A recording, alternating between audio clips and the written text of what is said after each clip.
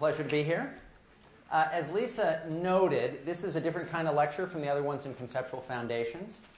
It's about one country, but with a good reason, I think, and that is that that country plays a central role in international politics, and it is hard to talk about any other topics that you're going to be discussing in the course of this semester without some reference to the United States. However, because the role of the United States is so charged, so controversial, I want to begin by turning to a distant and quiet period when its role was vastly different. And that period, the episode that I'm going to talk about a little bit by way of introduction, is the Spanish-American War, about which I hazard the guess that few of you are experts. So I have provided you what I call a cheat sheet about the Spanish-American War that tells you everything you need to know about it in order to understand American foreign policy in a completely different time. A completely different time in which, I'm going to go through this very quickly, a new Republican administration comes in. There's an unprecedented attack on American interests in its first year in office. A group of defense intellectuals see this as a big opportunity to turn American foreign policy around. 2 wars result, motivated by many different kinds of foreign policy concerns, among them very intense concerns about denial of human rights in the countries that are invaded. There is a quick military victory at the outset for the United States, but a strong insurgency develops, particularly in one of these countries. And the question that the United States has to face is how to defend its strategic interests without having to pay the price of a long occupation. This problem, as you can imagine, becomes central to the next presidential election, but it has a lasting impact on America's role. Now, if you've been paying attention at all, you get the joke, right?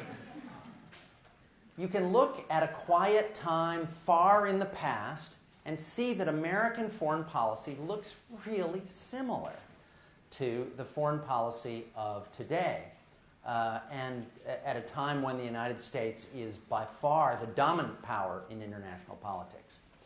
So with that tantalizing introduction, I want to spend the rest of the time talking about how to understand these continuities in American foreign policy over time.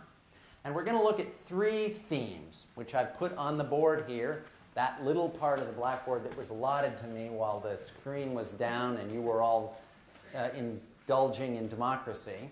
The 3 topics are domestic politics, the goals of American foreign policy, and I'm going to look at 2 in particular, and I didn't write them down because they're long, but you can write them down in your notebooks: regime change and democracy, and section 3, the exercise of American power.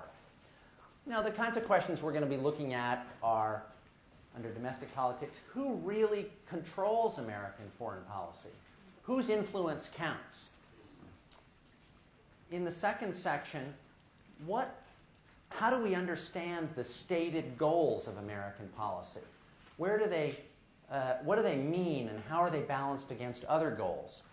And finally, the exercise of American power will be of particular interest to those of you who know that the key terms of this administration's foreign policy have been words like unilateralism and regime change.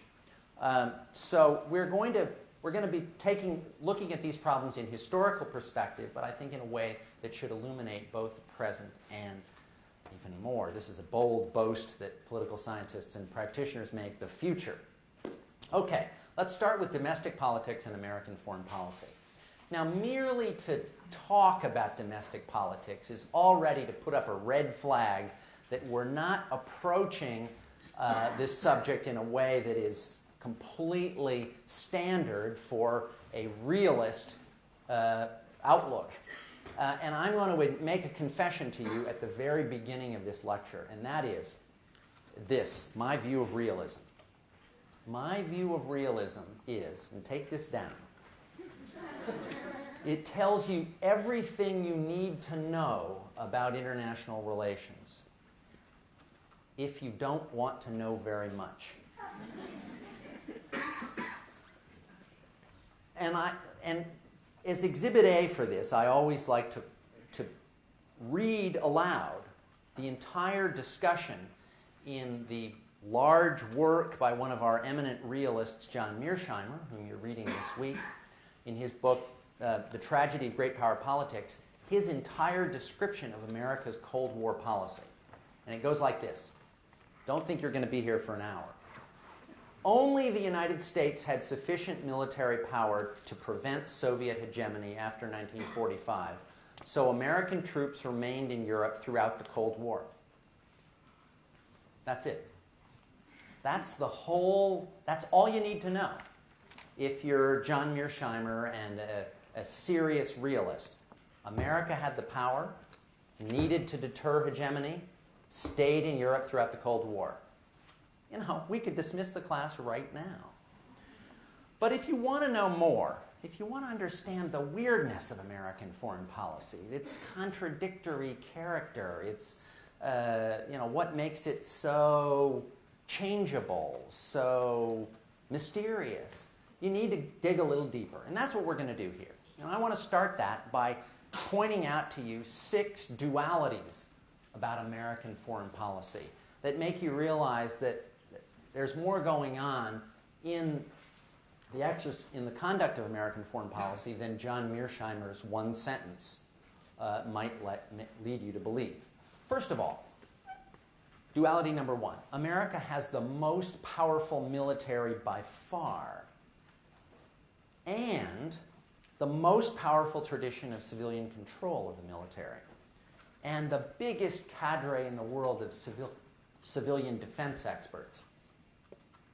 Secondly, it has the most imperial presidency and the most extensive congressional limitations on presidential power. Third, it has done the most of any country, of all countries, to create international law and organization, and is the most determined to protect itself against unwanted applications of international law and the processes of international organizations to itself. Fourth duality. America has what I would consider the most ideas-driven foreign policy. And at the same time, it is most readily and cynically often taken in by anti-ideological, pragmatic moderates or authoritarians elsewhere who present themselves as promising allies. They're called our SOBs. The comment of a famous American policymaker. Fifth, the United States is the most committed to free trade as an ideological matter and very heavily influenced by small protectionist lobbies. Sixth, it is deeply influenced, American foreign policy is deeply influenced by business interests, and yet most likely to upset them by pursuing other goals that don't serve the interests of business. So how to explain all of these dualities? Well, together, they paint a portrait of a highly pluralist policy process, a process for the influence of American foreign policy. And not all the participants in this process are committed to the same goal. But they don't have to be, and they don't have to work out an agreement on the same goals. American foreign policy is additive. You've got a pluralist process, and the result is that most of the goals pursued by a great many of the goals pursued by the participants in that process are implemented and adopted and pursued. Now, I'm not the first to make this discovery. In fact, there's a long tradition of seeing democratic foreign policy, and American foreign policy in particular, as disorderly, ineffective, even defective. John Maynard Keynes who reflected on his experience negotiating with the United States over international economic issues, said that the U.S. organs of government are, quote, so incredibly inefficient, one wonders how decisions are ever reached at all. And Winston Churchill, also a friend of the United States, said, you can always count on the Americans to do the right thing after they've exhausted all the alternatives. And it's not just foreigners who say this. This tradition of seeing American pluralism as dysfunctional is an old one. Walter Lippmann, a very famous American public intellectual, we used to call him, has said that the influence of the American public and interest groups on American foreign policy means that American policy is alternately, here's his quote, too little, too late, or too long and too much, too pacifist or too bellicose, too neutralist, too appeasing, too intransigent. Moreover, commentators in this vein have found Americans blind to their failings. George Kennan, who's one of the most distinguished American diplomats and diplomatic historians, he got sick of diplomacy. He said, history does not forgive us our national mistakes because they are explicable in terms of our domestic politics. A nation which excuses its own failures by the sacred untouchableness of its own habits can excuse itself into complete disaster. So, harsh words. Some realists try to make sense of this disorderliness and see the ways in which American political institutions have changed over time to produce better results. Fareed Zakaria, I think one could call a public intellectual too, before he became one, when he was a mere political scientist, wrote a book called From Wealth to Power, in which he talked about how the wealth of the United States created potential power, but its institutions weren't suited to the effective exercise of foreign policy. And so he describes the way in which those institutions were improved, streamlined, centralized, with greater resources available for foreign policy, with more presidential control. And that, at the end of his story, this happened in the late 19th century and early 20th century. At the end of his story, you've got a set of national institutions styled for a realist, ready to exercise power in the world the way a realist would want. The only problem is the American people and the American political process didn't stick with that approach. Instead, what do you have right after the end of Fareed's story? You have the reassertion of congressional power, challenging, overriding President Wilson and virtually destroying his presidency by refusing to ratify the treaty he'd negotiated in Paris at the end of World War I. We see examples of the manipulation of American foreign policy in ways that outrage and confound realists every day. My favorite one is the case of the Gulf Coast shrimp farmers, who were so alarmed by imports of shrimp from Vietnam and Thailand that they got the U.S. government to declare their shrimp a separate species. But you can, I bet you Joe Stiglitz and Jeff Sachs, when they talk, certainly Joe Stiglitz, are going to, echo this kind of complaint.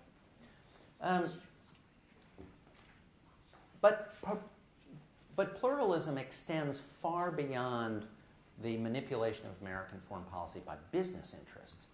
In the 1990s, one of the biggest disputes between the United States and the EU involved the so-called Helms-Burton Act, which was an American law, which essentially the purpose of which was to get Europe to adopt America's policy toward Cuba, which Europe resisted. And the reason that the United States Congress did this was because of the decisive factor in it was the Cuban-American community and the electoral votes of Florida, I guess I should say. And it reflected the influence on American foreign policy of something that I would say is even greater than business in general, and that's ethnicity. This subject is often commented on these days, especially with respect to the American Jewish community. But and especially by foreign analysts who don't understand American politics very well. But I think they often look at it too narrowly. My proposition for you about the role of ethnicity in American foreign policy is this. Any organized American ethnic group usually gets the policy it wants on the issue it cares about if it is organized enough to care. And there are many examples of this that one could give. The failure of the British government, for example, to persuade the US government to stop the flow of money and guns to Irish terrorist groups. You know, our closest ally asked us to crack down on terrorism, and what did the United States government do? Said no. You might think it had something to do with ethnicity. Turkey, another close American ally, has often found its interests challenged by Armenian Americans. I'll tell you a story about a conversation I had with Nancy Pelosi at dinner about almost 10 years ago. I had just taken on a position in the State Department where I was responsible for Armenia and Azerbaijan, and thereby somewhat indirectly Turkey. And I said to her, I'd like to come and talk to you about Section 907, which was a provision of U.S. law that banned aid to Azerbaijan because the Armenian American community objected to it. And she looked at me. She's a congressman from California, now Speaker of the House, and represents many Armenians in California. And she said, "You must have a lot of time on your hands." What was she saying to me? You can't talk to me. I do what I think serves the interests of my constituents.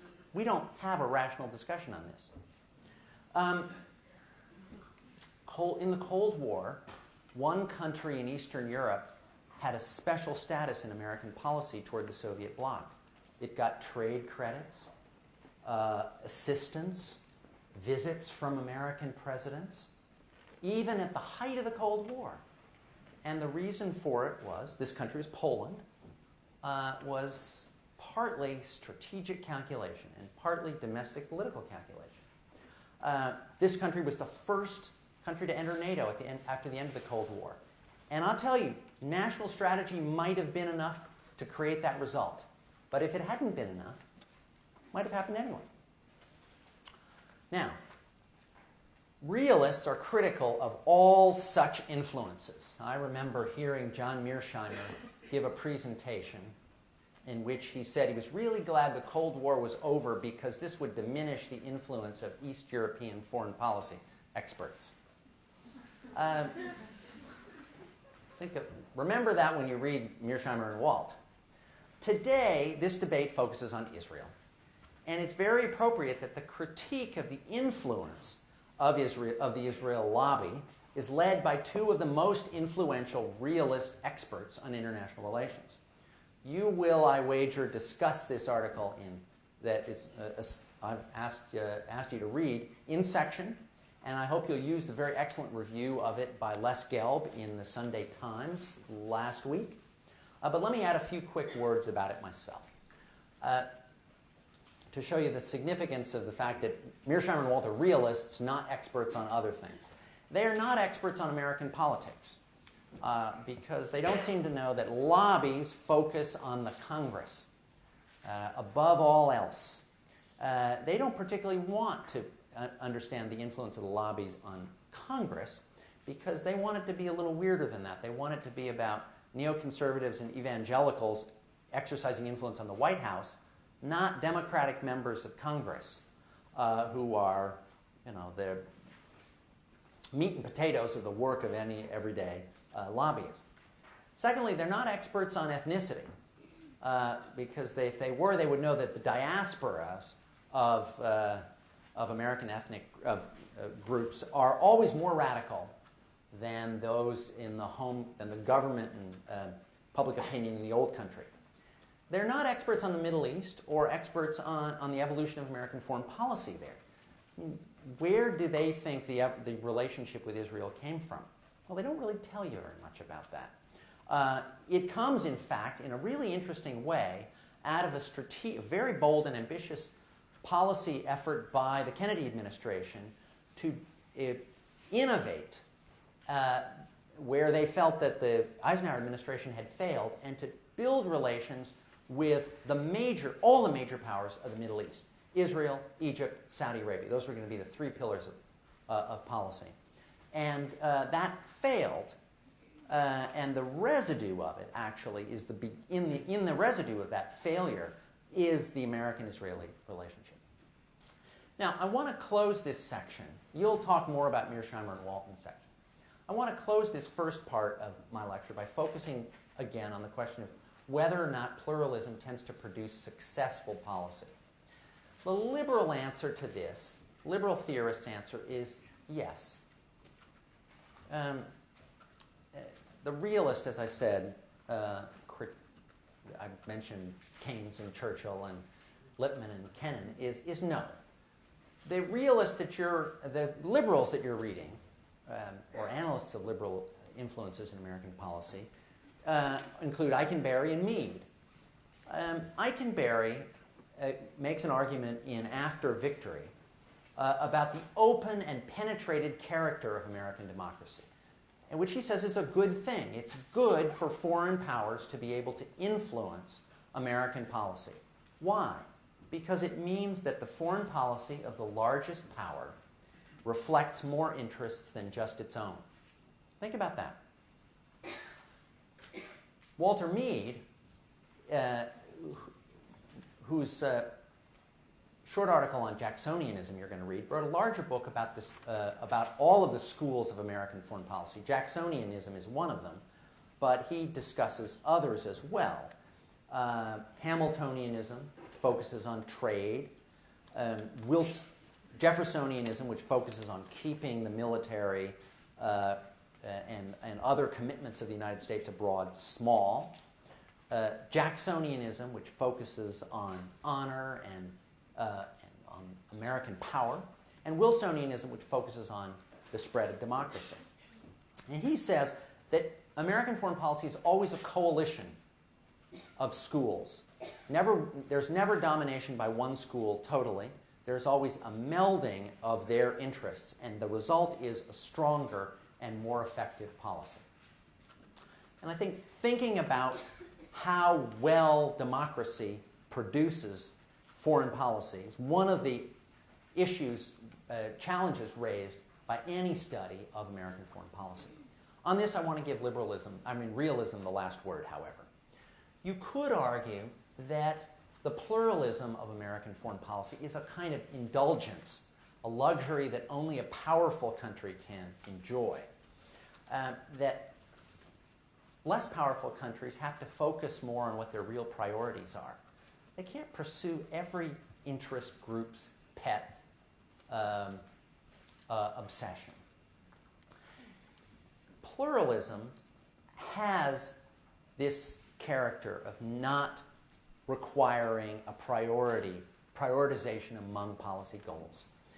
Failure, however, tends to shut down pluralism, to challenge the lack of priorities, and to assert and to elevate the role of realism. In American foreign policy, we've seen one period when the role of realism was really at its peak, and that was after the Vietnam War. Maybe we will see that again.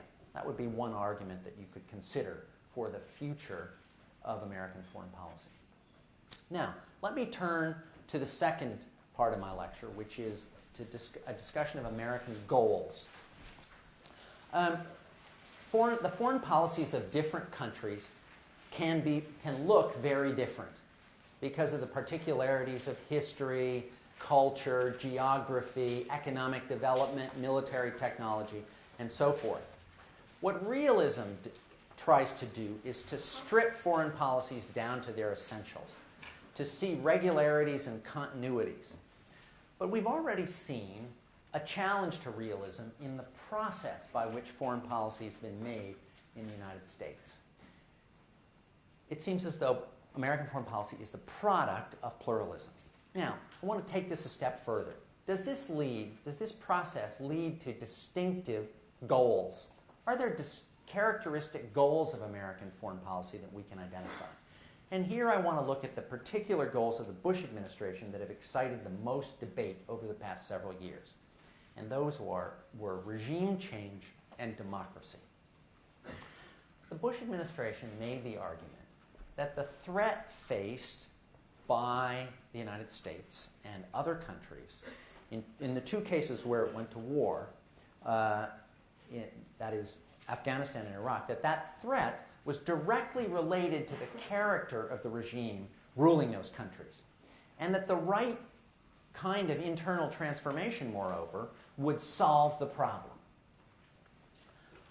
But they didn't limit this analysis to Afghanistan and Iraq. They extended it to the entire Middle East. They saw obstacles to agreement between Israel and the Palestinians, for example, that had to do with the character of the political structure of the Palestinian Authority. The nature of the threat that they saw from Iran had to do with the fact that it was a theocracy, a theocratic dictatorship is their view. The promise that they saw in the democratic transformation in Lebanon had to do with this conviction that internal change would produce, democratic change, would produce positive foreign policy results. And they've had the same view, although you hear a little less about that these days, about Egypt and Saudi Arabia. Moreover, I'd go beyond this and say this view was not restricted to the Middle East. It's the way in which this administration viewed its problems with North Korea. It's the nature of its relations with China and Russia. I don't want to overstate this. The policy of the United States is not always to promote regime change in an active way, and certainly not always by military means. But the analysis of what's wrong in America's relations with another country, when those relations are bad and when there are problems, generally is based on an analysis of the internal regime of that country. It explains, and generally the solution is seen to be democratic transformation. This explains why there's so many comparisons made between George Bush and Woodrow Wilson. And it's important to understand the nature of this connection. Woodrow Wilson is now generally regarded as the most influential American president of the 20th century in foreign policy terms. Someone who shaped the American outlook on the world. A source of inspiration, I'll come back to this in a moment, not only for George Bush, but for Bill Clinton. And the core idea of Wilsonianism is conversion. Its origins go well beyond Wilson. Walter Meade, in his description of the Wilsonian school in American foreign policy, sees the founders of this school not as Woodrow Wilson himself, but as 19th century American missionaries. Now, the irony is that Woodrow Wilson himself is generally seen as a president with a failed foreign policy. Maybe that irony won't surprise so many people who've studied the record of the Bush administration. But, there's an implication for the Bush administration. That is, this approach was not really suited, this is what many academic theorists would say, not suited to the real world. Leaders who pursue it for a while end up having to give it up, and certainly in a successor American administration is likely to drop it. That's a common view. And it's possible that this episode of real intense fascination with democratic transformation in other countries as a solution to American foreign policy problems, it may be that that will pass. But I want to argue against it. I want to argue that we're likely to see the persistence of this approach. Admittedly, with fits and starts, retreats and advances. And I'd give you as a text to bear in mind here the comment by a famous Columbia historian, Richard Hofstadter, who said, "Our fate as a nation is not to have ideologies, but to be one." What he meant was that the idea of improving the world by remaking it in America's image is not just embedded in American values, but in American foreign policy. I think it's easy to make this case, at least on a superficial level, if you look at the history of the past 60 years. Containment, which was supposed to be a realist strategy after all, saw as its goal what? The internal transformation of the Soviet regime. It was announced by Harry Truman in the first step that he took toward it was what was called the Truman Doctrine, which said that it must be the commitment of the United States as a universal matter to assist countries being threatened by armed communist insurgencies. John Kennedy carried this further. He said that the United States would pay any price, support any friend, bear any burden. Remember, you know, you've heard, you were born too late, but you know that rhetoric. Pay any price and bear any burden to do what? You know? The sentence does finish. At the end of the sentence, he says, to assure the survival and the success of liberty. Moreover, throughout the Cold War, the NATO alliance, which was the key American instrument, power instrument, was seen as an alliance of democracies. And at the end of the Cold War, it was seen to have succeeded because it was an alliance of democracies. And let me tell you that the vocabulary of the presidents who came after the end of the Cold War, the first George Bush and Bill Clinton, picked up this theme in a very, very strong way that would make you think some of their statements were those of the current administration. Bill Clinton's vocabulary, whether he was talking about globalization or genocide in the Balkans, was very much about regime change and democratization. So the interest in Wilson predates Bush, and it's the story that American foreign policy makers have told themselves for a long time about what they're doing. By the way, you may be interested in a really quite sophisticated historical bit of history that is in a speech by Defense Secretary Bob Gates. You may find this hard to believe, but 2 weeks ago, Bob Gates gave a speech at William and Mary, an historical look at American foreign policy and the place of democracy in it. You'll find it on their website, www.defense.gov. Go click on speeches, and you'll find September 17th. Really interesting speech. Now, there are two objections that get raised when people say, oh, you know, the United States is committed to the spread of democracy and to the ideology, and uses democratizing rhetoric. One is, let's think about these objections for a little bit.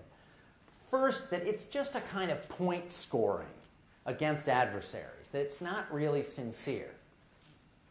I think that's true in a way, but what you should understand is that it turns out to be very effective point scoring, and American policymakers internalized the effectiveness of it. Moreover, they were prepared to pursue it in ways that weren't always what was intended. Ronald Reagan probably raised this kind of rhetoric to a new level in the early 80s. But the first government that was brought down as a consequence of this rhetoric was that of an ally, President Marcos in the Philippines. Secondly, second objection to this idea that democracy is part of the genetic code of American foreign policy is this. Isn't it always really subordinated to other goals in the end? You know, when the United States has to choose between this goal and other more practical ones, you know, military security, economic well-being, it always chooses the other. Yes, also true.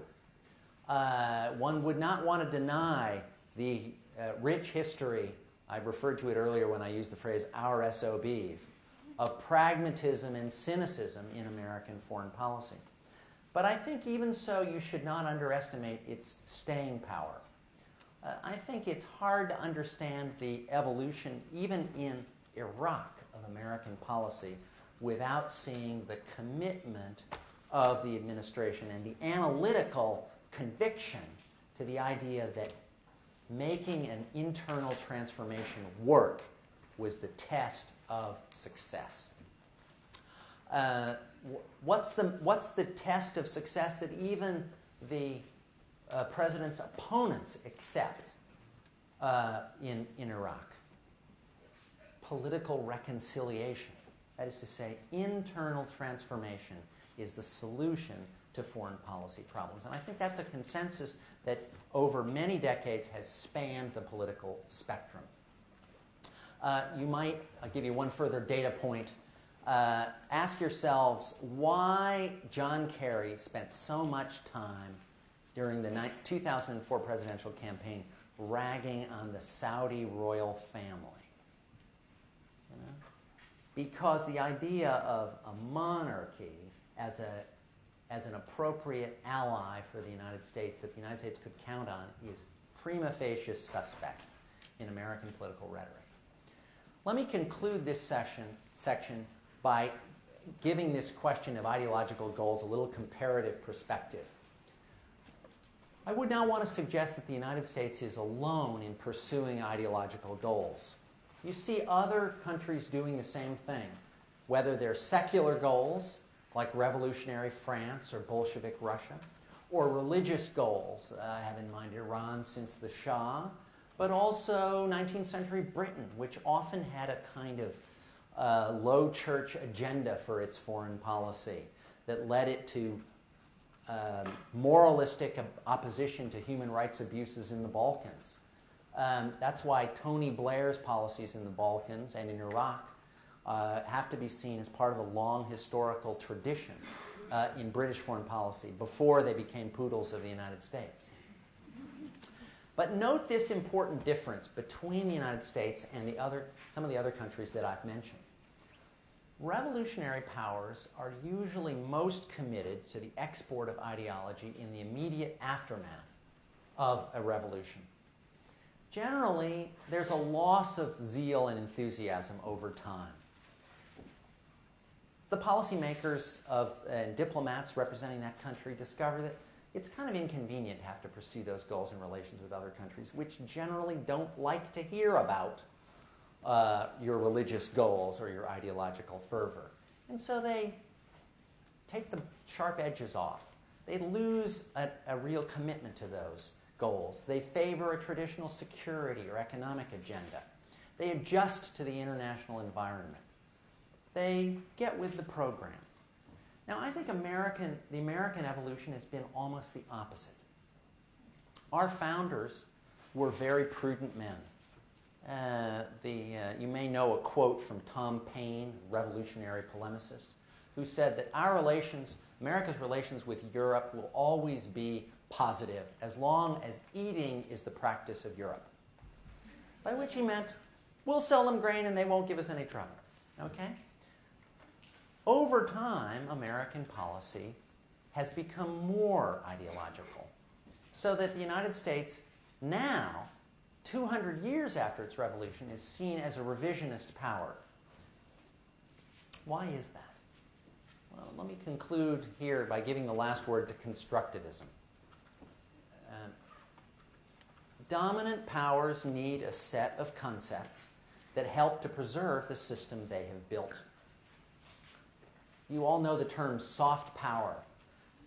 Soft power is a constructivist idea. It means getting others to want what you want. It legitimizes your goals. It's the realist policy's shortcut to accommodation with other countries. American foreign policy has long been premised on the idea that having other countries become democratic is the most effective way to increase the soft power of the United States. And I believe it will continue to reflect that belief.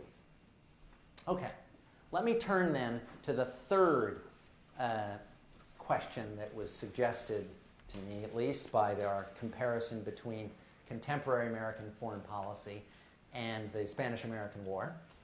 And that is the exercise of American power, how it's done.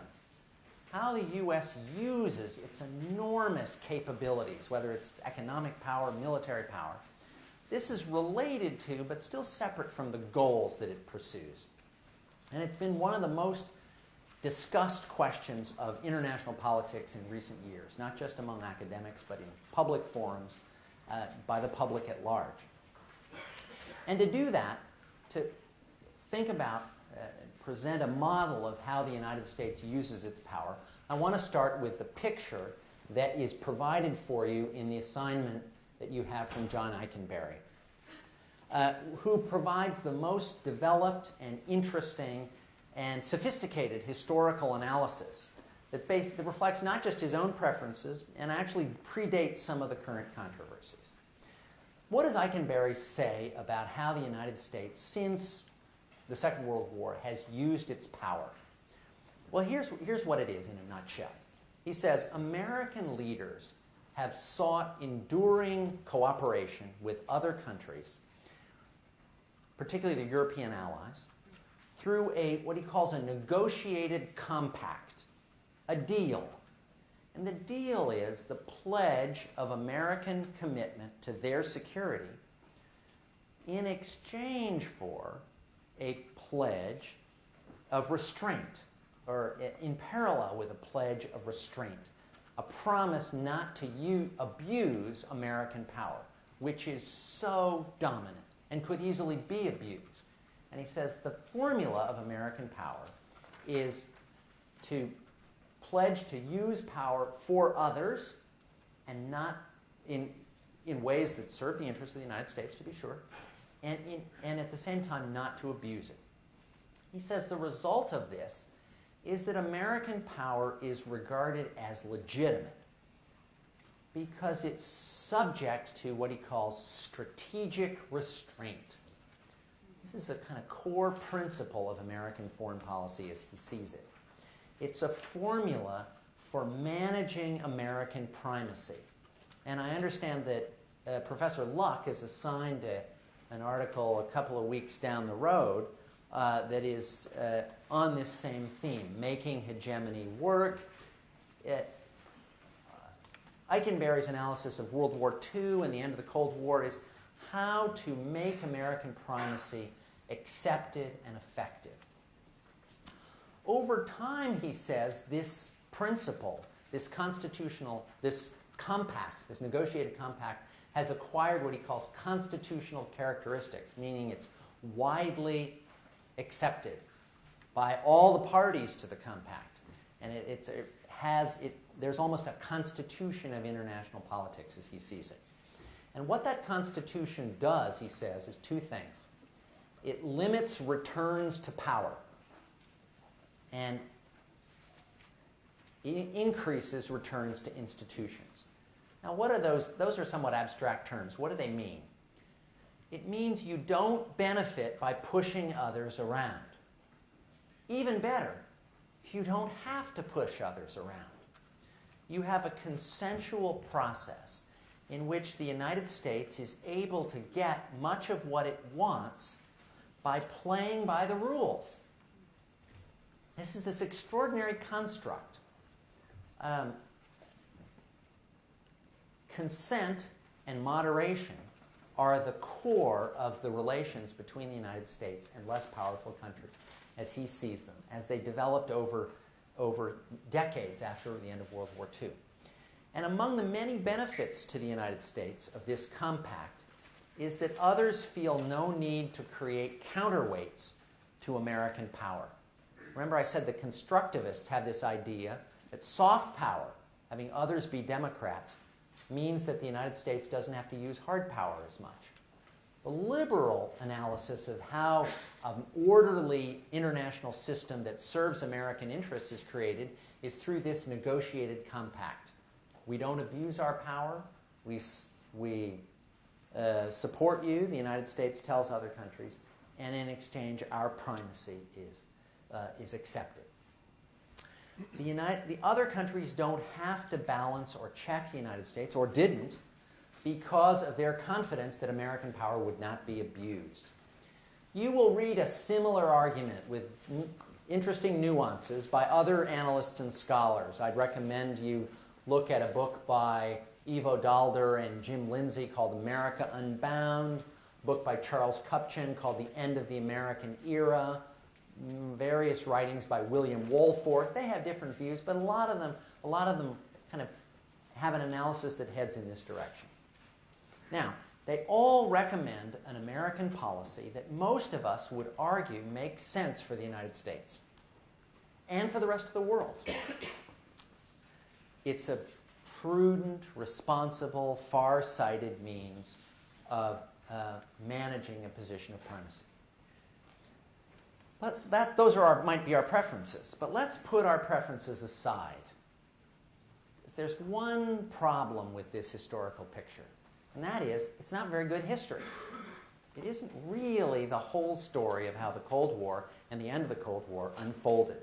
In fact, I think there's not much basis, not much historical evidentiary basis for the compact that he describes. Look at the early Cold War. Look at his telling of it. Is there any concrete evidence of anybody, of any American saying to any European, let's have this negotiated compact? I think what you see is an overwhelming U.S. desire to close off opportunities for Soviet expansionism, even if it means increased tension, risk to be borne often by American allies, not by the United States itself, and increased confrontation. In a footnote, I think, Eikenberry quotes George Kennan saying that the U.S. goal is to preserve current disparities of power between itself and other countries. That's something that you will come across, those of you who study American foreign policy, in another famous document signed by Dick Cheney. American policy in this period often overrules allies. It doesn't negotiate with them. It overrules them because their views are often seen as retrograde and their political systems as dysfunctional. Incidentally, what's particularly seen as retrograde about them is their colonialism. Now, when American policy tries to get others involved at the beginning of the Cold War and at the end of the Cold War and afterwards, it's because it believes they won't do their part on their own. The Marshall Plan, for example, is a case in which the United States seeks to get others to plan so as to avoid dependency on American assistance. They see others as helpless and taking American aid and not following through to increase their own defense capabilities or even their own economic strength. So the real continuity of American policy over many decades is a suspicion that Europeans will not be able to contribute very effectively to common interests. What do you see if you look at European policy in this period? You see a preoccupation to guarantee that the United States will not abandon them, that it will use its power to defend them if necessary. The idea in the early Cold War that the United States would abuse its power, oppress other countries, hardly occurs to anyone. Now, I think you see this same pattern if you look at the later period, the 80s and 90s, which Eikenberry also describes in his book as the end of the Cold War. At that time, the U.S. is particularly worried by the inability of its European allies to act effectively against common threats. So its response is to push the envelope, to box allies in so they have no choice but to go along with American policy, confident that success will justify American unilateralism. And you see this approach in 3 episodes that I've asked you to, that you'll read about in the article of mine that I've asked you to read on American maximalism. You see it in the American handling of the so-called Euro missile crisis in the 1980s.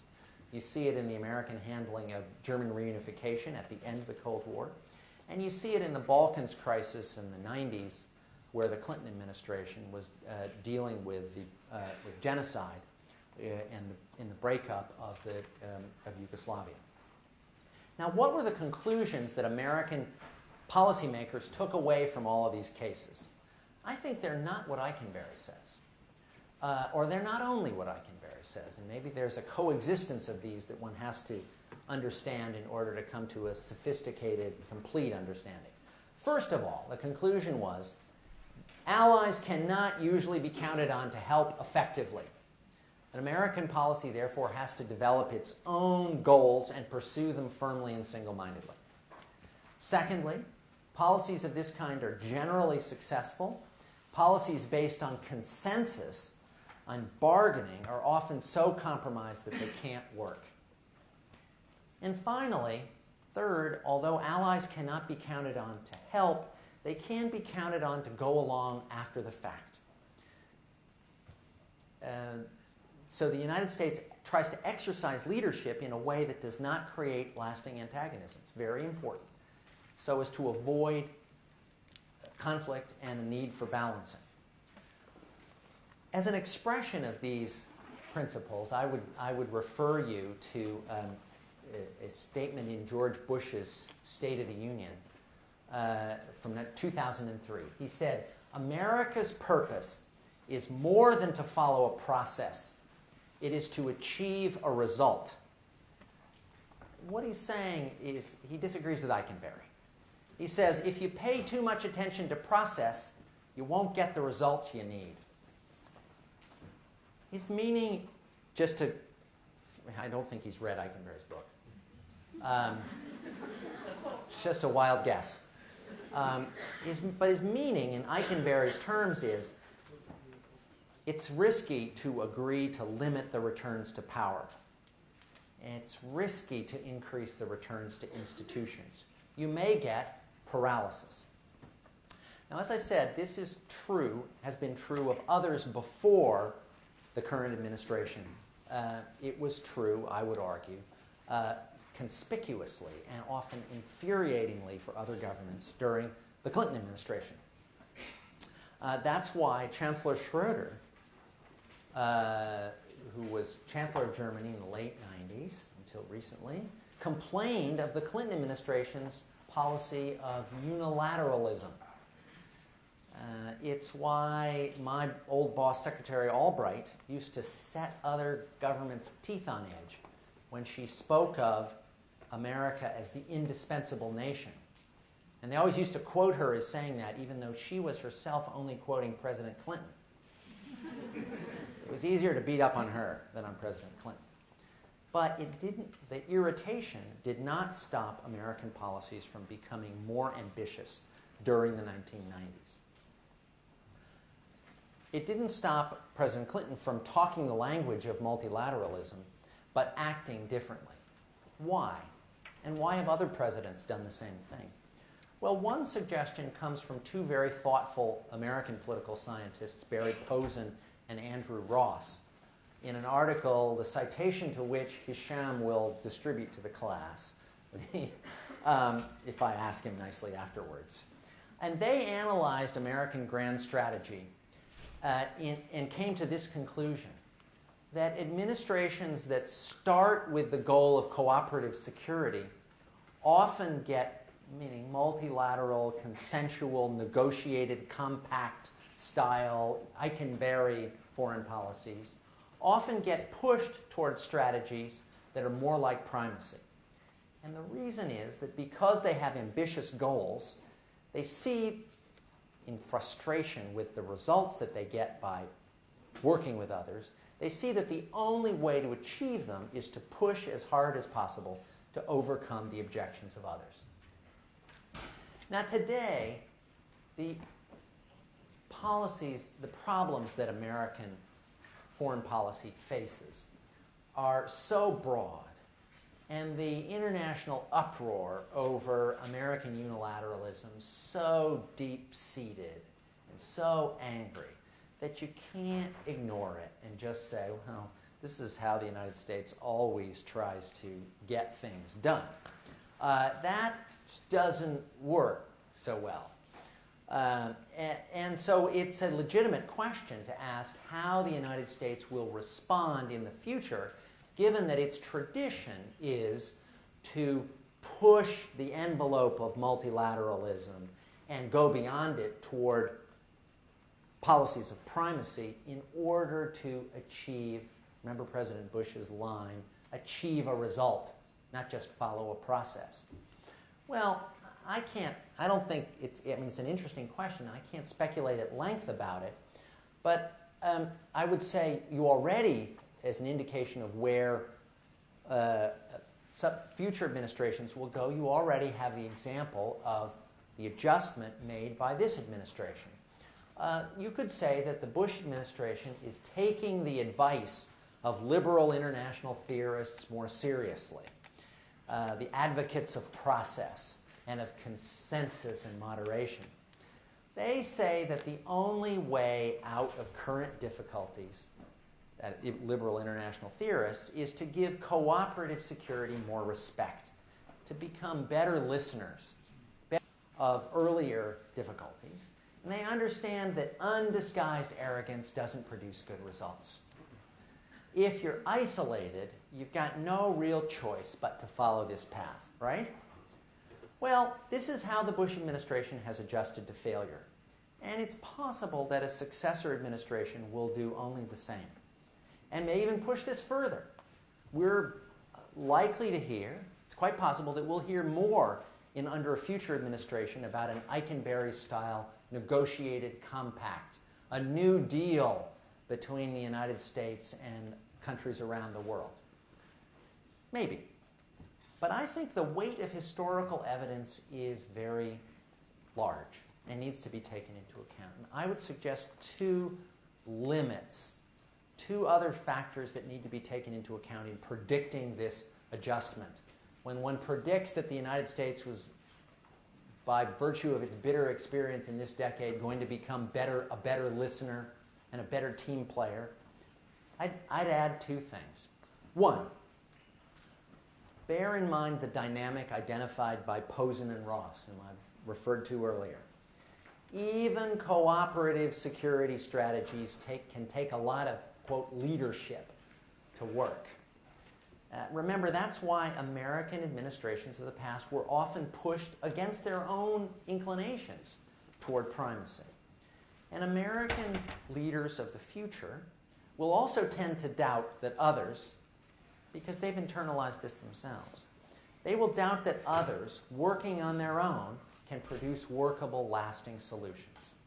If you want an echo of this perspective, I recommend to you an article in today's New York Times, October 1, 2007, by Roger Cohen,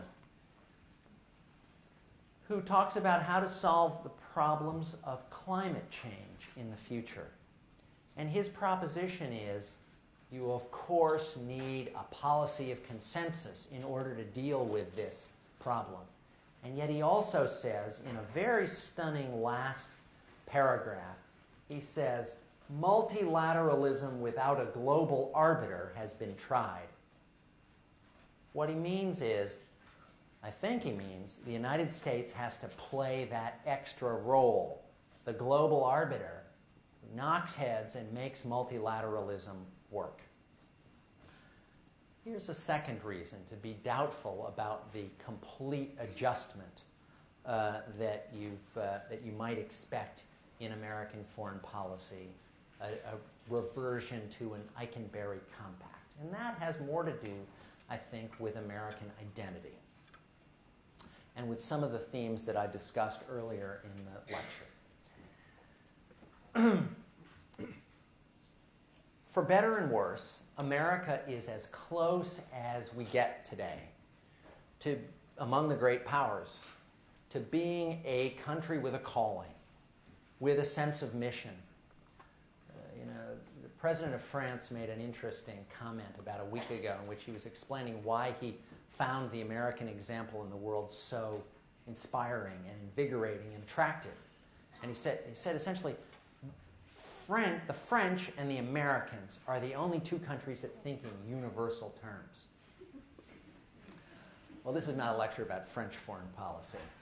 But what he's talking about, that calling, that sense of mission on the part of American leaders and policymakers, is an outgrowth of American history and of domestic politics.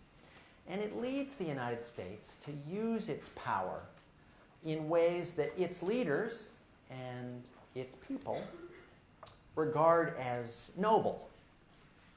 and at other times, or occasionally at the same time, to use its power in ways that others find impossible to accept or even to understand.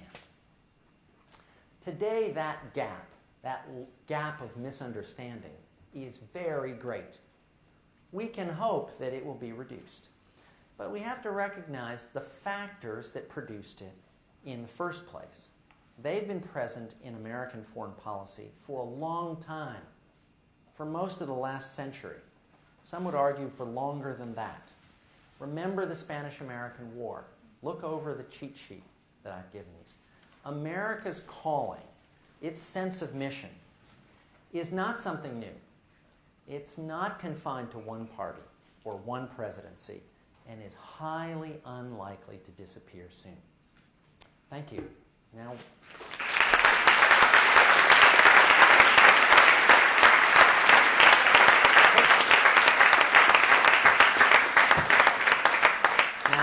I remember when I was sitting down here in the front row watching the lecturers in this course squirm in the half hour remaining, which I always asked them to leave. But I always thought it was one of the most interesting parts of the class. So, fire away. Yes? Yeah, speak up a little bit. You don't have two microphones on you. Yeah. Can anyone hear me? Yep. Okay. So you mentioned the article, and you mentioned it was an excellent article, but when I read the Mearsheimer paper before I read the book review, I read both the papers before I read the book review, and I didn't think the book review was very strong because the argument it made sense. I'm sorry, you didn't think it was strong. No, I didn't think. Uh-huh.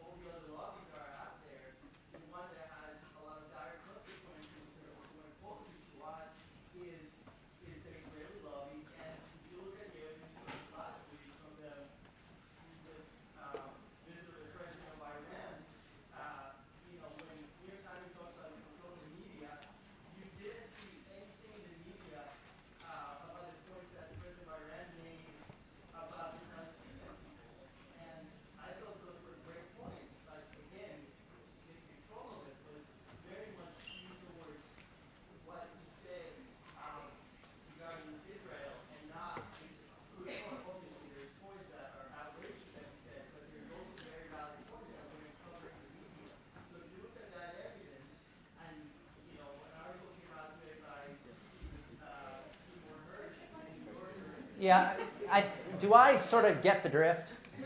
Yeah. Okay. Yeah. I gotcha. Well, sorry? Let me say this. I actually think it's he's reviewing the book, and I haven't read the book, to be honest. There are only so many 400-page books I'm reading these days. But I compare it to the article, and I think it's important. You raised two questions, if I get you. One is about the especially dire consequences of the American alliance with Israel. I said that there are other lobbies that are able to get their goals in American foreign policy. And some people might say, well, those lobbies don't actually have dire consequences. But I would disagree with you totally. I think that the ability of American ethnic groups to shape and often veto American policy toward its closest allies throughout the Cold War would have to be considered a pretty significant consequence. So I think you're not right if you think that there's just something really weirdly distinctive about this policy. I mean, you probably are not aware of this, but the term the Israel lobby is, I think, meant to be an evocation of a very powerful lobby that was always spoken of in kind of demonizing terms in the past in American foreign policy, and that was called the China lobby. And the idea was that the China lobby had kind of dictated American policy in a very dangerous way by creating a decades-long estrangement between the United States and communist China. Well, you can go into the historical, what really produced that estrangement between the United States and communist China, and I think the China lobby's role is not quite what it is thought to be in popular mythology, but you certainly couldn't say that that didn't have dire consequences. I mean, this is just a reality, is that often these policies are very, very significant. Now, I haven't seen, you mentioned the visit of the president of Iran to Colombia last week, about which I've actually read a lot. And if you haven't been reading it, well, I just urge you to get out there and read the popular press. The Washington Post and the New York Times and lots of other media. And if they didn't catch all of the nuances of what the speakers were saying, it seems to me it's incomplete, to say the very least, to say that this shows the power of the Israel lobby over the American media. I think it just shows the defects of the American media, if you don't mind my saying so. And I'll tell you a little, as an example of this, just a little proof of it. I read a couple of articles about what President Bollinger said in introducing the president of Iran, and I thought, man, that was strange. And then I read his statement, and it struck me as really very different from what was reported in the media. Now, I think he probably should have anticipated that it would be covered in the way that it was. But when the American media fail to cover a problem perfectly, there are more parsimonious explanations than looking for the influence of an ethnic lobby. Now, other comments? Yeah. I'm a little shocked that you consider soft power a constructivist idea when it's coined by Nye, who is a principal neo-liberal. Could you talk a little bit more about why you consider soft power a constructive idea when a lot of liberals consider that more of an interdependence idea? Well, you're easily shocked, but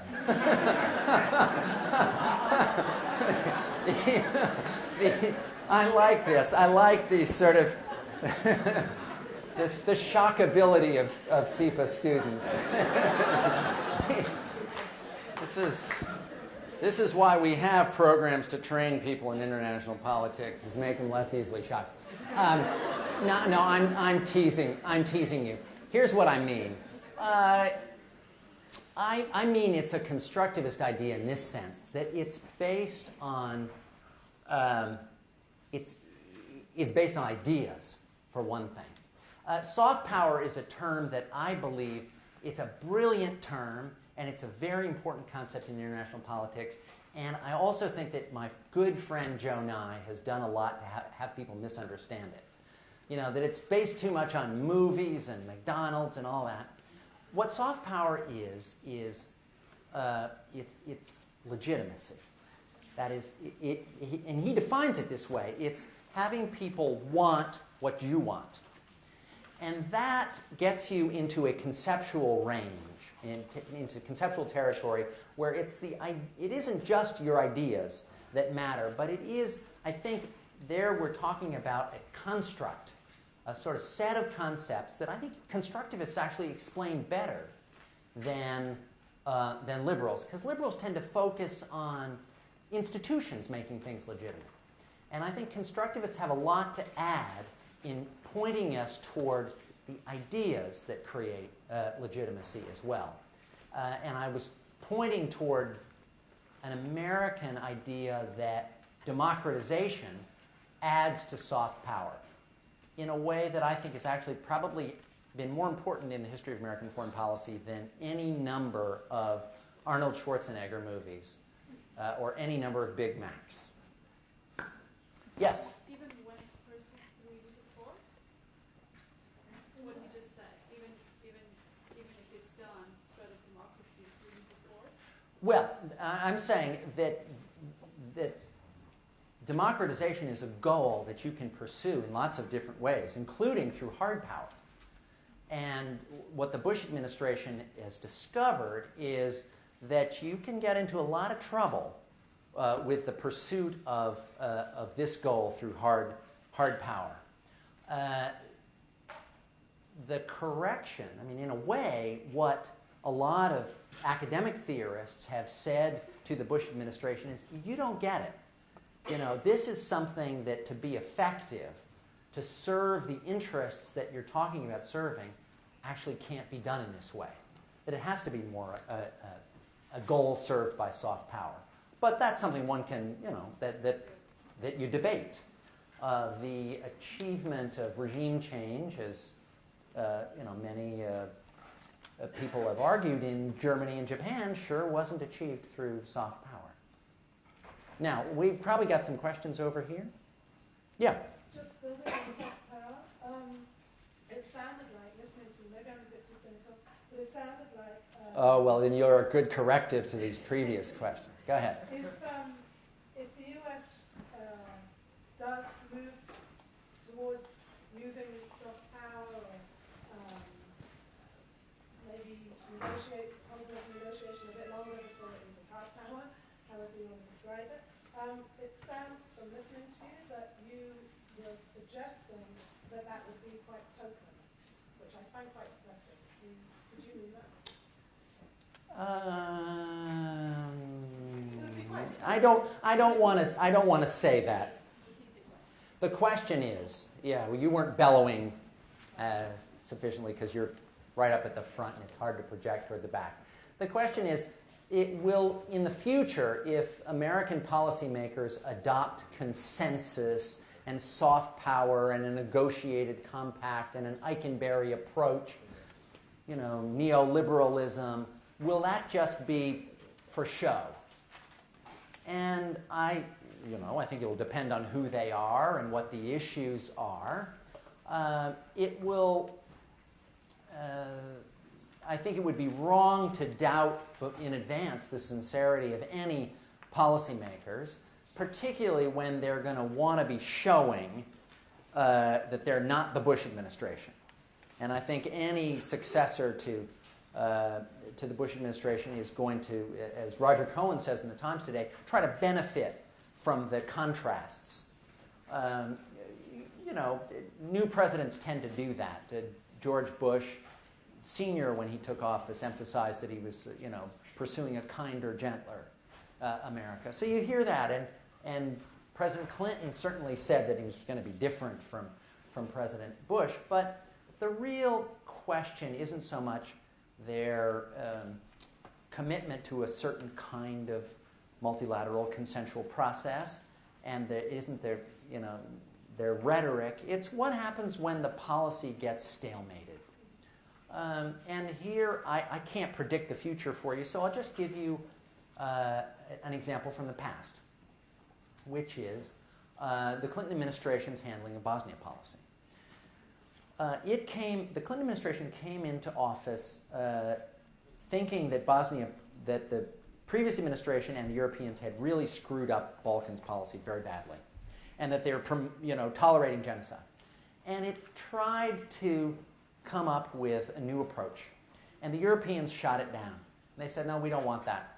We don't want that. We don't want to get involved here.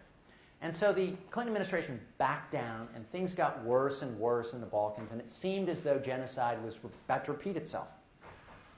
And at that point, they became very frustrated with a multilateral process. I'm sorry to give you a too long story, but it's important to see how this can work. It's not that there was anything insincere about the Clinton administration's approach to this. It's that the frustration level, when it saw other countries not reacting in a serious way to dealing with a serious problem, that they essentially decided, we have to make our own policy. Because they thought, otherwise you're not going to get any result. Now, rather than a forecast, I would have a question. What is it that American policymakers will think when they rediscover the frustrations of multilateral diplomacy? Well, they may have some of their sober advisors telling them, stick with it, be patient, don't go there, don't do what the Bush administration did. But some of them will also say, now's the time for a little bit more muscle into this policy. We've got to indicate to people that this kind of hopeless, compromising of results out of, policies and agreements so that they are totally meaningless gives multilateralism a bad name. And then you'll get policymakers saying things like what President Bush said to the UN General Assembly before invading Iraq. He said, this issue is a test of this institution. I can easily imagine a very angry American president giving a talk like that about climate change. At a certain point, there's going to be no solution to climate, no international agreement on climate change that does not involve a lot of very, very tough bargaining. And will it always be done with great, consensual niceties? Maybe not. Yeah. You said one of the critiques of the centrality of the U.S. pushing democratic change is that democratization is often subordinate to other goals. Yeah. And you said, yes, that's true, but it still has staying power. And I was wondering if you could expand on that a bit, because it seems to me we use democratization when it's convenient, and when it's not, we don't. And like the case of Pakistan, for example. Yeah, the RSOB problem is it's a tough problem, and I really urge you to read Secretary Gates' speech on this, because it's thoughtful and in good faith, and he wrestles with this problem. Because he says, you can't understand how America acts in the world if you think it's just realism or just idealism. Pakistan, that's kind of that's one where, first of all, you have to understand that the counsel being given by regional specialists is, oh my God, you don't understand how bad things could be if we lean too hard on the Pakistanis with our heavy breathing about democracy. Think how, what awful outcomes could result if things get pushed too hard. The other thing I'd add, though, about that is I wouldn't take for granted that you know everything that is said in American-Pakistani diplomacy. There was a time when advocates of pursuit of human rights and democracy said that it had to be done through quiet diplomacy, meaning through dialogue with leaders that was not in full public view. And I don't know, I got no inside story about the American handling of this problem over the past several months.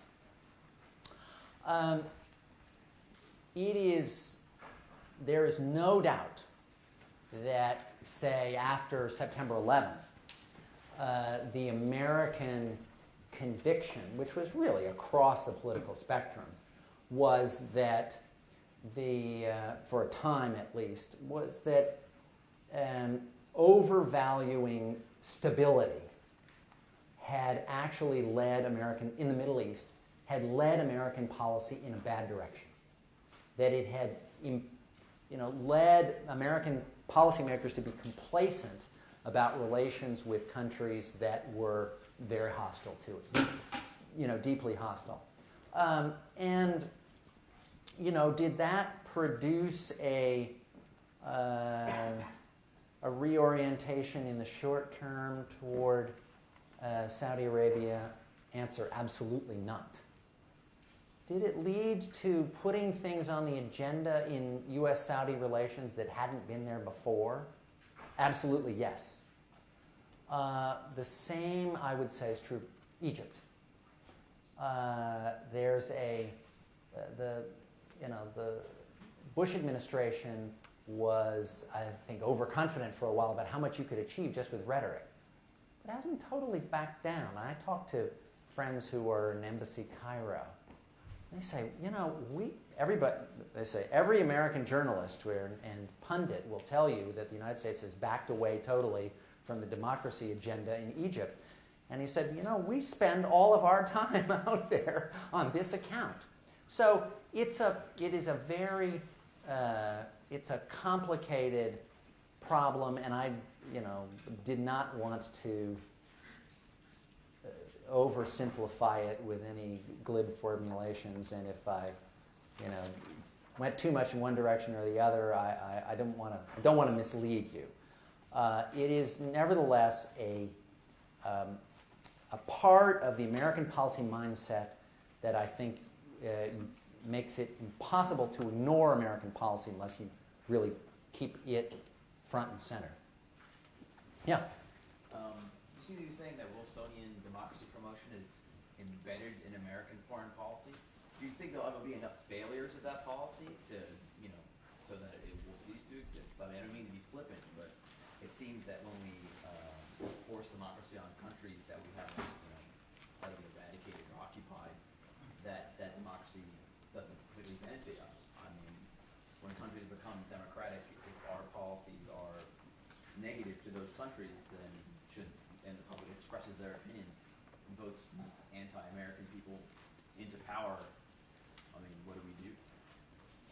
Will there ever be enough failures to discourage Americans from thinking that this is an important part of American policy? No. For two reasons.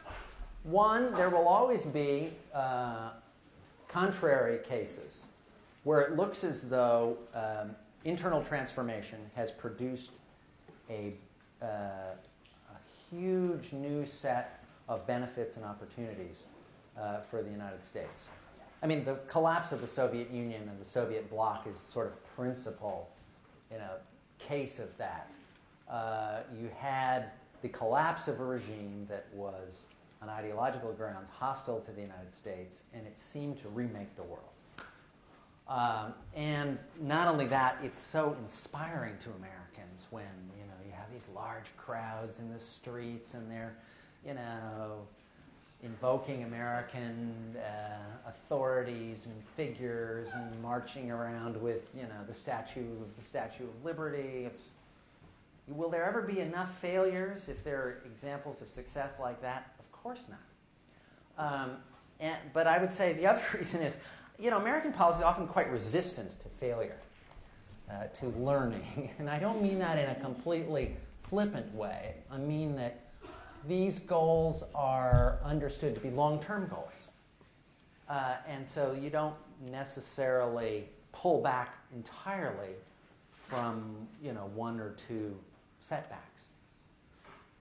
I mean, I just think this is an issue that will never be pursued in a 100% leave everything else aside way or go down to zero. That's just not thinkable in American foreign policy. Well, you had a question. Anybody over on this side of the room?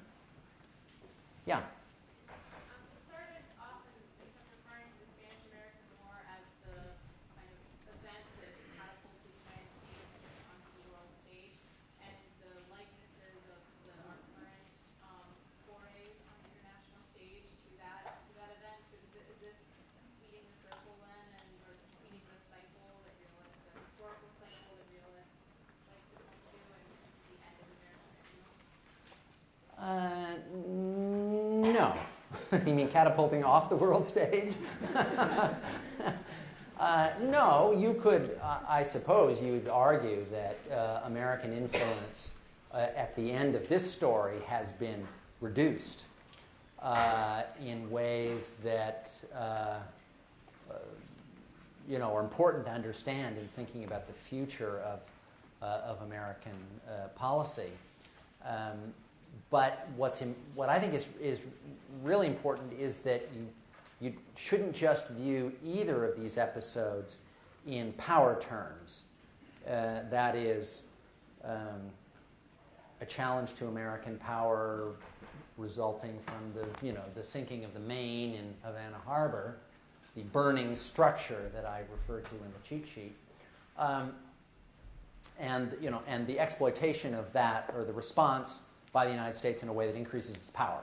And that's all you need to know about it. And that doesn't tell you that story.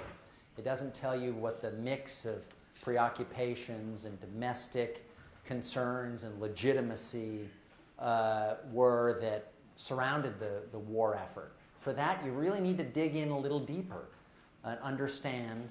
My predecessor at SIPA was a distinguished American diplomat named Warren Zimmerman, who wrote a history of American involvement in the Spanish-American War, which is called First Great Triumph.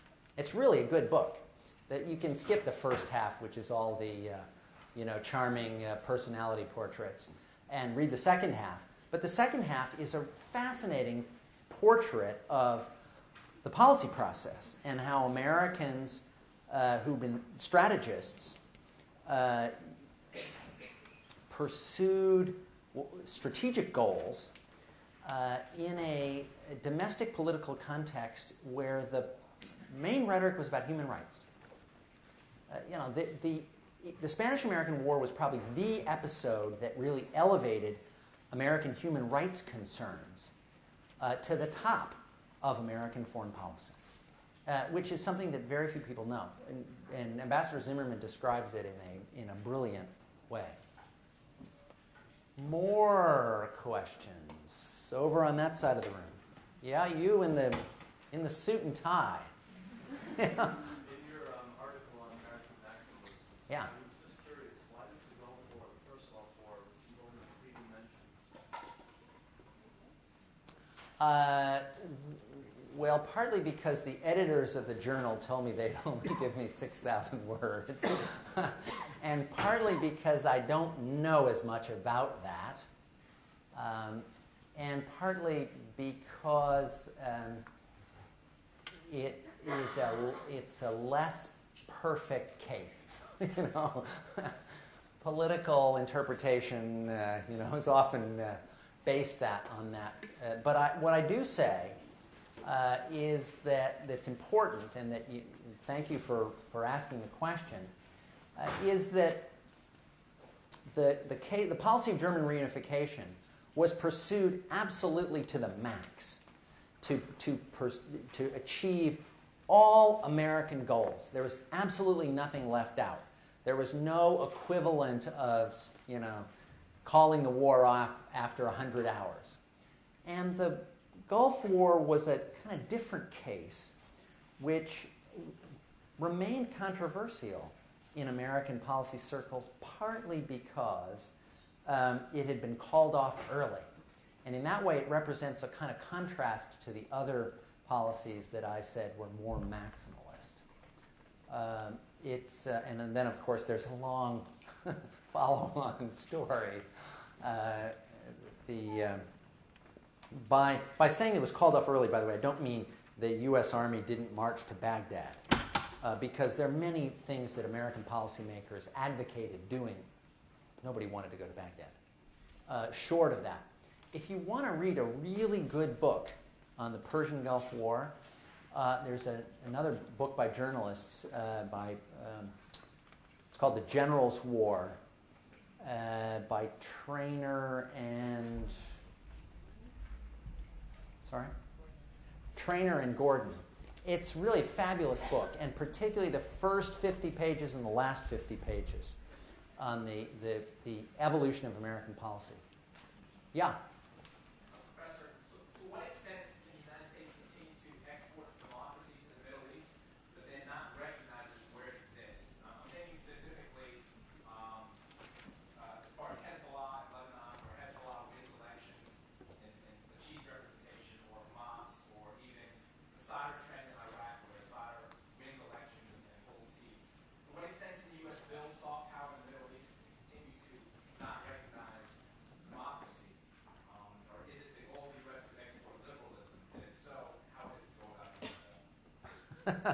Ooh. Yeah. Last question, and we'll be dismissed at 7 o'clock. Well, you've raised a really good question, because generally the debate about American democracy promotion involves the question of acceptance of non-democratic regimes, and a less focus on democratic processes that produce difficult, contrary, sometimes very undesirable policy results. I wouldn't say that it's exactly true of American policy that it does not recognize democracy in those cases. I mean, I think there's actually been a rather sober realization on the part of American policymakers that this can be what you get. And the response tends to be, it divides interestingly. You have those people who say, well, this is what you get, and that's why democratic processes are really just too, we're playing with fire and we shouldn't do it. And that's a sort of realist view that, we can't afford to encourage democracy because too many Democrats are hostile to the United States. You get a second view, which is, hold on a second, that's the first phase of democracy, and we ought to have the courage of our convictions that in time, democratic peace theory produces regimes that will be more friendly toward other democracies.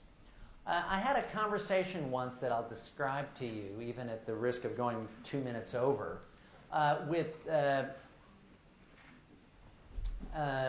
current Prime Minister of Turkey, before he was Prime Minister, Mr. Erdogan, who had come to Washington and had a round table with a small number of people. And I said to him, look, how do you react to the debate in America about promoting democracy in the Middle East, when a lot of people say that if you had an election in Saudi Arabia, it would produce that the winner would be Osama bin Laden? And he gave a very thoughtful and interesting answer, I thought, which is something that American policymakers have to wrestle with. He said, you should definitely understand that if you have a democratic process in the Middle East, that it will not be won by King Fahd. It will be, who was king at the time, I think. He said, that's not it. You're not going to, there's nothing that you can do. No constitution, no electoral rules, no nothing that will lead the people of Saudi Arabia to vote in the king. And if the choice is between the king and Osama bin Laden, then that's what you'll get. But he said, that's not democracy. Democracy in no country produces those two candidates. And the interesting process that you have to ask yourselves about in a country like Saudi Arabia, or he was, obviously had Turkey in mind, is what do democratic political norms do to the people who participate in politics? Who become the contestants?